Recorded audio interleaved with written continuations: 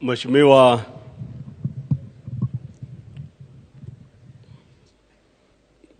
Rais wa Kenya Uhuru Kenyatta, First Lady Margaret Kenyatta, familia ya Mzee Moi, Naibu Rais William Ruto na mke wake Rachel Ruto, waombolezaji wenzangu wote. It is very difficult for me to speak about Mzee because I grew up as a young man knowing that Mzee was the greatest thing that ever happened to this country. I never got the chance as a politician to serve with him because I'm a young man. But when I was at the Kenya Institute of Mass Communications, I never missed a single day whenever there were national occasions to come and listen to him. We always came as a group of students to listen to the off-the-cuff remarks. And so those were the moments that we really enjoyed listening to His Excellency President Moi. When I was elected the Speaker for Baringo in 2013, Mzee Moi called me and akaniambia kwa Kiswahili, kijana wangu, sasa wewe ndio umekuwa dume ya hiyo pande hiyo, chunga watu wetu. And he kept on encouraging me throughout that period.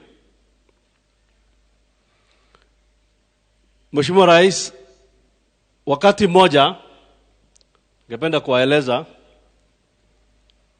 as we were approaching the elections of 2017, katikati hivi, Mzee Moi alinipigia simu na akaniambia, na unajua sio rahisi kupigiwa simu na mzee. Wakati alinipigia simu akaniambia uko wapi? Nikamwambia niko Nginyang. Akaniambia kuja unione. You can imagine the speed at which I drove all the way to here at Kabarak. Wakati huo unajua kulikuwa na maneno mingi. Sisi kama wandani wa chama cha KANU tulikuwa tunamweleza mwenzetu Gideon ajaribu. Na sijui kama mzee alikuwa amesikia namna gani. Mzee akaniambia, ambia rafiki yako Gideon kana uhuru. Hivyo tu akaniambia hivyo. Nikashangaa, huyu mzee si angeleza tu Gideon mwenyewe angemuita amueleze. Kwa nini akaniita kumwambia hivyo? Na nikaenda. Nikampigia simu Gideon akacheka kawaida. Baada ya siku 2 mzee akaniita tena. Sijui kama alikuwa amesahau ama ni kusisitiza. Nikadhani ni jambo lingine. Lakini hakaniambia, he kept me waiting for a while. So nilipoenda kumuona akanieleza, Mheshimiwa Kamket, unakumbuka ile kitu nilikwambia? Ambia rafiki yako akae na uhuru. Hivyo tu. And I was very impressed by his insistence on those matters. Your Excellency President, tunakumbuka mzee kwa yale yote amefanya. Mheshimiwa Kaparo ameongea kwa niaba yangu kama mfugaji. Legacy ya mzee ya education is the biggest ever. Kwa heshima ya huyu mzee, Mheshimiwa Rais, kuna university college ambaye mzee alianzisha pale Chemron. Alianzisha kama constituent college ya Egerton zamani. Na sisi kama viongozi ya Baringo tumekuwa tukivutana hapa na pale. Ningependa kuomba wewe Mheshimiwa Rais, leo kama ingewezekana utoe amri kwamba vile mzee alipofikiria kwamba hiyo college itakuwa pale Chemron, University of Baringo ipewe jina la mzee Moi, Daniel Arap Moi University, iwekwe pale Chemron, ndio sisi kama watu wa Baringo tuwe pia na university. Kwa hayo machache, wacha niseme ya mwisho. Ya mwisho, Salatu ngoja kidogo.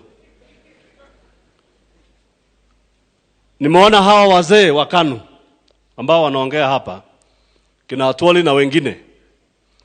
Mimi ni kijana chipukizi. Kwa watu wa KANU wote, ningependa kuwaeleza kwamba KANU iko imara. Na sisi kama vijana ambao tumewaachia uongozi, tutaendesha hicho chama, tutaungana na wengine ili kupitia hii process ya BBI ambayo Mheshimiwa Rais ameanzisha na Bwana Odinga hapa, ili kuleta Kenya pamoja na turudishe Kenya katika uongozi wa Jamhuri ya Kenya. A tree has fallen. A giant tree that used to give so many people shade has fallen.